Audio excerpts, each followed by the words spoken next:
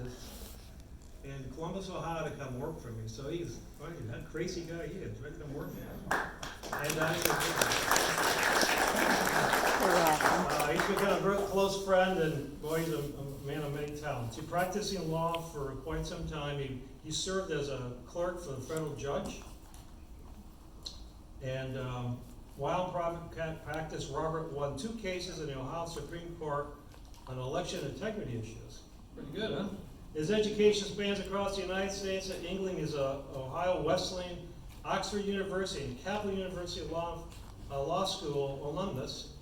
His studies focus on European military history and American political history. What a great Bircher, huh? And specifically on leadership and communication, strategies and tactics. Lives in Delaware, Ohio, y'all. Anyway, this is Robert Esquire, Robert Owens. Robert. Thank you, Wayne. Thank you. Well, as a former lawyer, I can now tell the whole truth. So my name is Robert Owens, and my pronouns are you kidding me? Oh my gosh. Before I begin my speech, let me say this. Being on the field staff of the John Birch Society has been one of the true awesome career moves that I could possibly have imagined. I think to myself that beyond anything else in life, from a career standpoint, my one career goal is at the end, when I'm before my Maker, to be able to hear, "Well done, good and faithful servant." And I can't imagine a better way to accomplish that than with the John Birch Society. And I thank you, Wayne, for your leadership and being a mentor for me as well. And it's really tremendous. So, all right, well, let's talk about dealing with big government. Who thinks we got a problem with big government? All right. It must be a Birch room. You probably figured out my pronouns by now, right? All right. Houston, we've got a problem. How to control federal spending, federal power far in excess of the original intent of the founders, Supreme Court making laws from penumbras and emanations, right? I mean, you've got to have a lawyer to make that up. And of course, executive orders used to hobble industry and advance radical leftist agendas. And that's just the Republicans. Right? So let's talk about a solution that makes sense. And as a former lawyer, we always talk about risk portfolios, right? So how can we start addressing these issues without doing something really stupid with a massive risk portfolio like an Article 5 Constitutional Convention? And I hear from the CONCON crowd a lot that, well, we've got to do something, right? Well, yeah, let's do something, but let's be smart about it. Right? And so here is going to be the answer. It's called interposition. So first of all, let's talk about the history of interposition so we can have an understanding of what we're dealing with.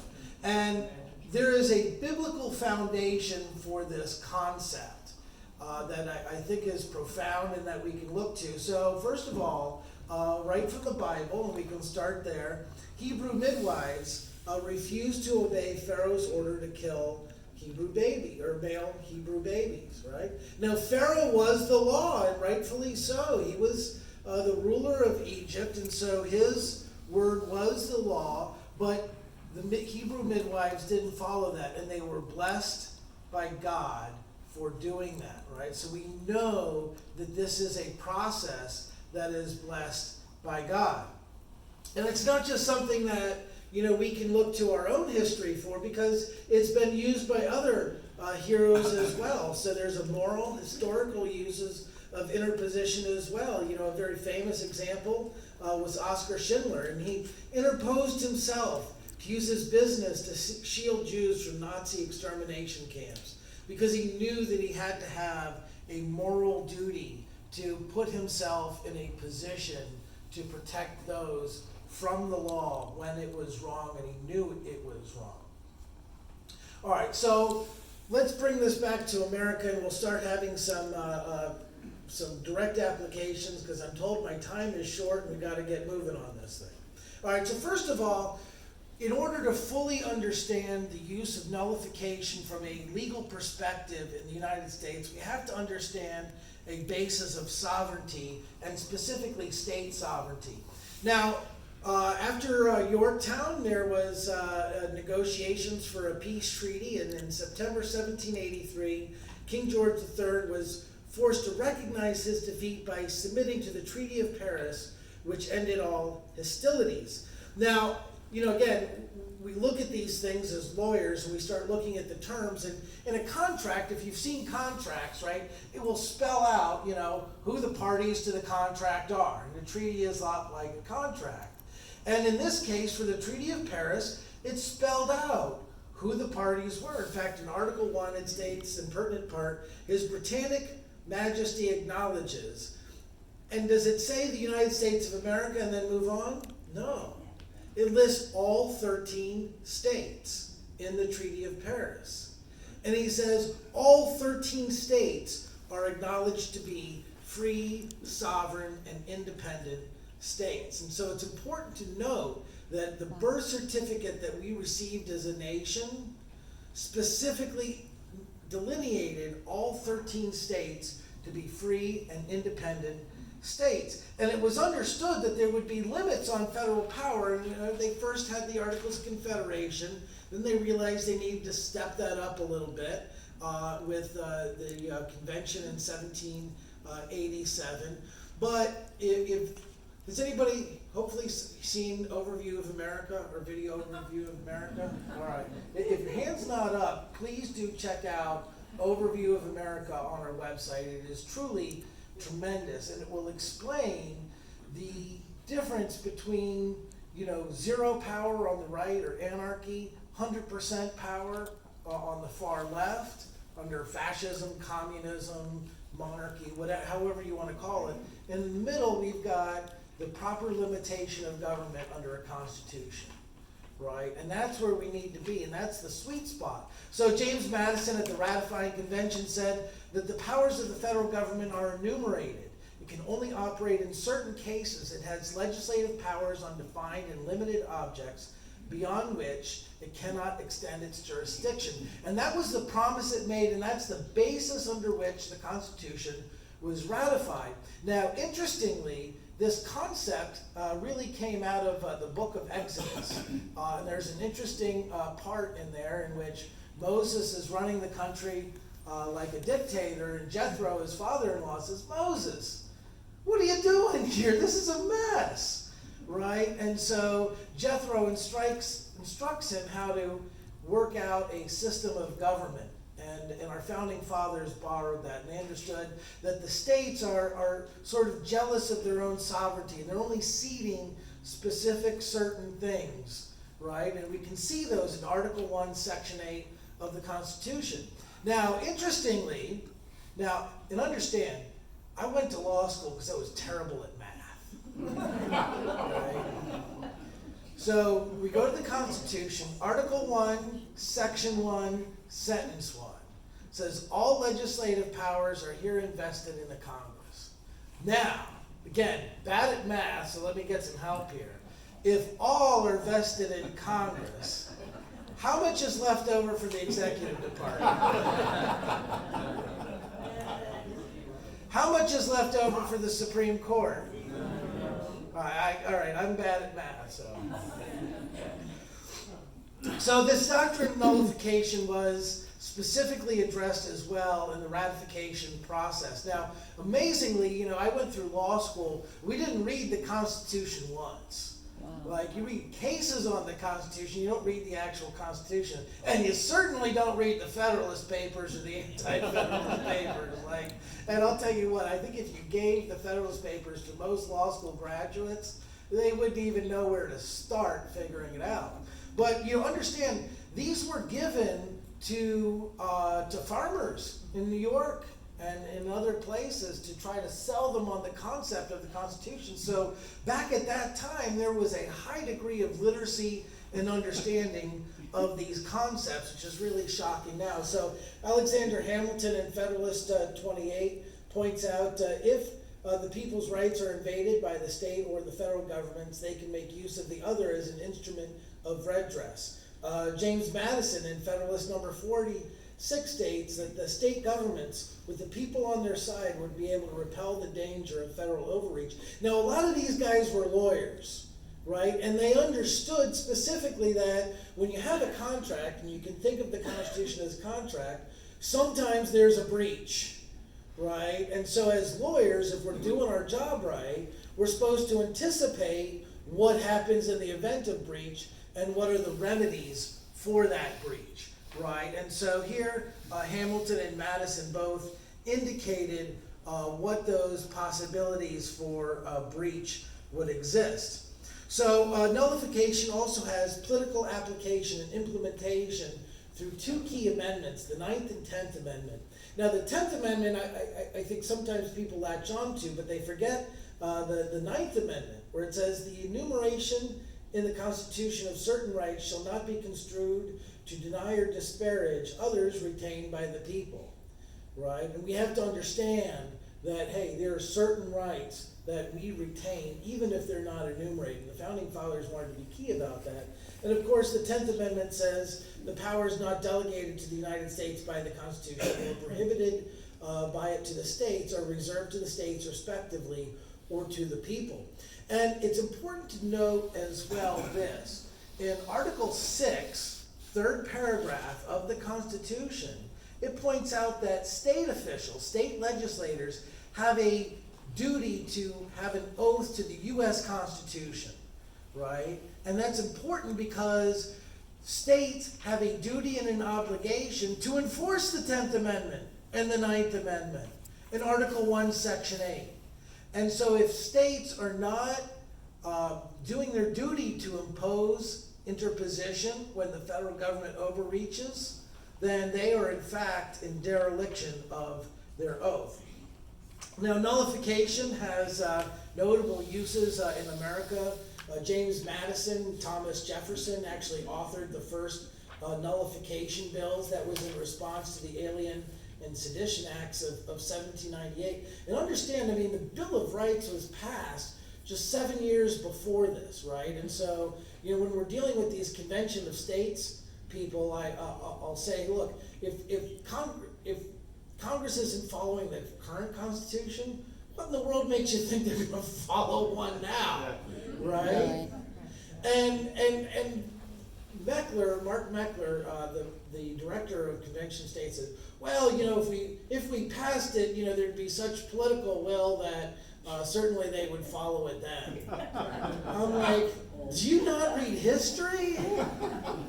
Right? I mean, the Bill of Rights was kind of like an important thing, and 7 years later they're ready to scrap it for the Alien and Sedition Act. So it's totally nonsense. So you can check out something called the Kentucky Resolutions, the Virginia Resolution, the Report of 1800, and you will see the first nullification bills. In fact, in many respects, when we're putting forward nullification bills now, we have a template that draws upon the language that was used by Jefferson and Madison, and we hand that to legislators and say, hey, if you'd like to improve upon Thomas Jefferson, go at it, right? All right, so let's talk about some notable uses in America. In 1850, President Millard Fillmore signed into law the Fugitive Slave Act, and a number of northern states in particular passed specific nullification bills. In Michigan in particular, any lawyer that was involved in slave rendition under the Fugitive Slave Act was immediately disbarred. Any judge that was involved in slave rendition was immediately removed from office. Habeas corpus was extended to any black person that was accused of it. And you have to remember, in 1850, you know, the paperwork wasn't great. It's not like, you know, you got your plastic state driver's license to show your residency. So if you were a black person, you were accused of being a runaway slave, you know, that was a tough position to be in, right? So a number of northern states, and in particular, and I think this was the most significant part of this, is sheriffs were specifically tasked to interpose themselves. And if a U.S. Marshal showed up to engage in slave rendition, it would be the sheriff and his or her deputies that would go meet that federal agent and escort them to the border of their jurisdiction and say, not here, not gonna happen. And we need to see that from sheriffs today in terms of these things.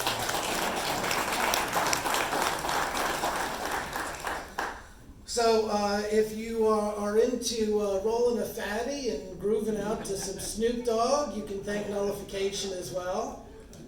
In 14 states, they have passed nullification laws with regard to marijuana, so this is not something that is really radical from the standpoint of using it in all kinds of things. But now it's 7 states have nullified all federal firearms laws in their state, right? So, you know, one of the tricks that the Biden administration is trying to push is to use the NFA, the National Firearms Act, to say that you have to buy a special tax stamp, a $200 tax stamp, like for every magazine that holds more than 10 rounds, right? And that's the way that, you know, they're gonna try to, you know, regulate these things out of existence. But again, in now 7 states, those have been nullified, and it's been our members of the John Birch Society that have been leading this charge, and we have that bill pending in more than a dozen other states currently as well. So we can use nullification really for a variety of very positive issues. We can nullify federal firearms laws. We can nullify federal directives on critical race theory. Yeah. We can nullify federal expenditures that are beyond the scope of Article 1, Section 8 responsibilities. We can nullify federal mandates for transgender men in women's sports. In fact, yesterday it was great to see Bill Hahn put up photos of my kids. So it was my 6-year-old daughter that came and testified for the Save Women's Sports Act in Ohio. And she had her gold medal, and she pointed out that she wants to compete, and her hard work should be recognized by having a fair shake in sports.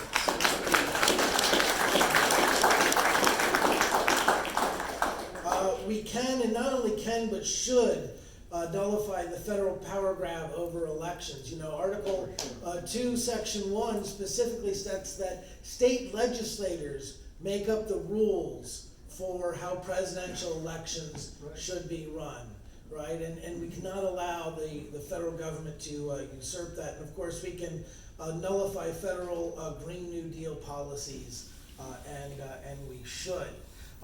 One thing on expenditures, you know, a bill that we've been looking at and trying to get movement on, and it really deals with this concept. When state reps start getting uppity with the federal government, right? The federal government pushes back and says, "Oh, you guys must not want, you know, money for your roads anymore. You guys must not want money for this or that," because the feds really have these guys on the take in many regards. And I tell these reps, look, you know, who works for who here? Let's get this understood. And so we're pushing something now called the escrow bill. And what the escrow bill does is say, hey, citizens of Texas or Ohio, you know, don't pay your federal tax dollars to the IRS. Pay them instead to the treasurer of the state that you live in, right? The state legislators will then determine what monies are due and payable to fulfill Article 1, Section 8 duties for the federal government. Yes. And then we will remit only that money in proportion to our state's population. Wow.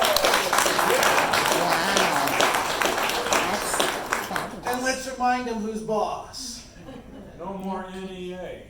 So, all right, what can be nullified? Obviously, acts of Congress not authorized by a specific grant of power, that can be nullified. Executive orders not permitted by Article 2 of the Constitution, that can be nullified. And of course, Supreme Court decisions on abortion, gay marriage, prayer in school, all of these things can specifically be nullified, and they should. Now, let's talk about how we get these bills passed. And here's where, you know, I like to sort of go back to my roots as a military historian and understand some tactics on this thing. So first of all, we got to have a beachhead, right? And so you get a beachhead by finding a friendly state rep or state senator to introduce a bill, right? And in every state, there's going to be at least a handful of good folks. And if your state doesn't have one, then you need to get cracking here and make sure that that happens. But in most states, in all the states that I'm worked with, we're gonna find at least a few friendlies. But so that just gets the bill introduced. But that's the starting point. Now we get to what I call the artillery phase, right? You know, like in World War II, before you really start moving inland, you gotta shell the beachhead, right? Get the enemy on the back burner. So here's where coordination of things like calls, emails, snail mails, and understand that just putting it to all the members of the House and Senate, that's sort of a waste of time, right? A bill, once it gets introduced, gets assigned to a committee, right? So understand, figure out who's on that committee, right? And you're gonna target the chairman of the committee, you're gonna target the vice chairman of the committee, right? If there is somebody on that committee that's part of the overall House leadership, like the Speaker Pro Tem or, you know, Majority Whip or something like that, you wanna target that person as well. Ultimately, you're gonna start off by targeting 3, maybe 4 people at most, right? Focus all of your efforts on those 3 or 4 people. That's it. Hammer them. Phone calls, emails, right? When the guy says, stop calling, yeah, that's the sort of saturation that you want to achieve with this artillery phase, and it's important to do so. Couple things to point out here. Snail mail may seem outdated, but to a state legislator, snail mail is really important. If so, they look at it from the standpoint that if somebody took the time to write a letter and put a stamp on it, right, that's powerful. A snail mail letter is worth like 100 emails, right? If you're writing an email, however, because most of the time they don't read them, put in the subject line, please support, you know, House Bill 62, -- I'm a constituent or I'm a resident of the state of whatever state you're in, right? In the subject line.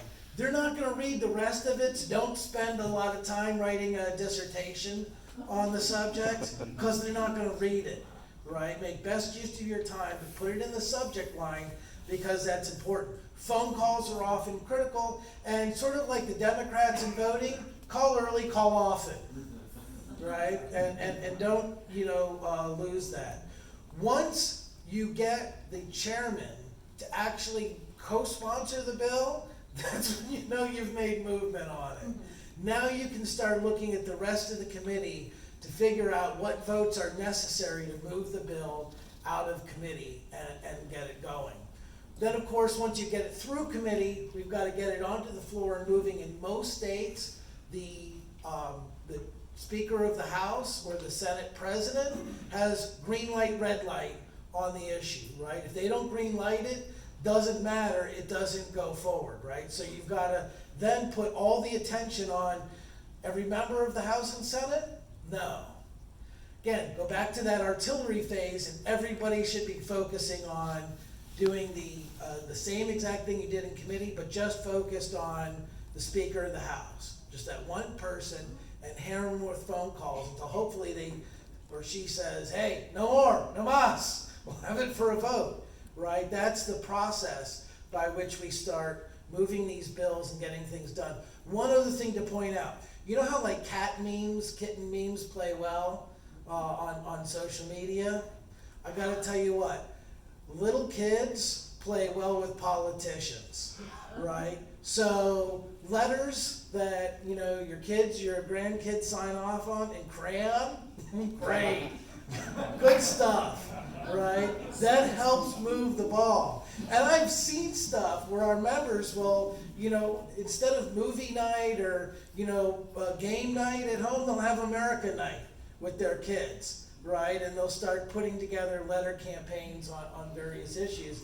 And I've been in legislative offices where legislators they'll hang up on the wall letters from kids on specific issues, right? It moves the ball and it makes an impact, and that's the key to it. And understand that sometimes 40, 50 phone calls, letters, emails, which is not a lot, but the other side doesn't know what our numbers are, right? To them, that feels like the whole world's coming down on them, and now they're having staff meetings on this stuff. So this is key. Now sometimes that's not enough, so we go into the infantry phase, right? Nothing quite hits like infantry. It's the queen of the battlefield, as they say. So there's two distinct ways to do it.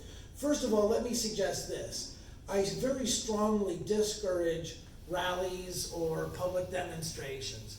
These things are a tool of the left, and it's very easy for those that control the media to either marginalize them or worse, usurp them and make you all look like, right? So it's far better to use that same time and resources to put together legislative days. So if the committee chairman is not moving a bill, get 5-6 people to show up in their district with literature about, why does Representative so-and-so, take money from big corporations and won't support, Ohio workers or Texas workers, right, on the COVID stuff. Please contact this person and tell them to support, this bill or that bill. Now, here's the thing. Again, they don't know the numbers. You don't need to do their whole district. Most precincts are maybe 400 or 500 homes, but you don't even have to do all 400 or 500 homes in a precinct. You only need to do people that are registered voters, that are in the same party as the person that's in office, and that vote in primaries, right? Because those are tier 1 voters. You can get a list from your Board of Elections that tell you exactly who those people are, and they'll put them into what's called a walking list to let you know, like as you're going down the street, here's the numbers on the houses you need to stop in, right? So the neighborhood that the rep lives in, the neighborhood that the committee chairman that is of the party that they're in, you want to do that neighborhood. Usually the women's, GOP, whoever's the head of that, you want that neighborhood, because those people usually have their ear close to the ground. Maybe a handful of big donors. Typically speaking, if you go and you canvass 5 neighborhoods, 5 precincts, they're going to get a bunch of phone calls from people that they really take opinions from, and they don't know that you didn't do the whole district, and they're terrified of you, right? So we can use these techniques to really advance the ball with a lot less expense and effort than it takes to do a rally or the rest of it. Or doing an information and action town hall, and you tell these people, hey, if you don't show up, we're going to put an empty chair on the stage with your name on it. Yeah. So the people will know that you don't give a rip about these issues. Legislative days, where you get just a handful of people, and it doesn't take a lot, to show up at the State House. And I got to tell you, when I'm organizing and when I'm conducting legislative days with our members, man, I'll tell you what, it's like, one of the best feelings that you get, because you really engaged in serious patriotic action. And at the end of those days, they can be some long days meeting with state reps. At the end of those days, man, our members feel like they're on cloud 9, all right? And we're gonna go, the way we celebrate is, Cracker Barrel, but it's tremendous, and you will feel fantastic in engaging in that type of action. So rather than doing something silly, crazy, huge risk portfolio, like the Constitutional Convention under Article 5, we need to know that nullification is the rightful remedy whenever the government violates the Constitution. That our founding fathers gave us really powerful, strong tools that will get this thing done. And if we understand what those tools are, and we're smart about our application of those tools, we can be tremendously effective, far beyond what our numbers might otherwise reveal. God bless Texas, and thank you very much.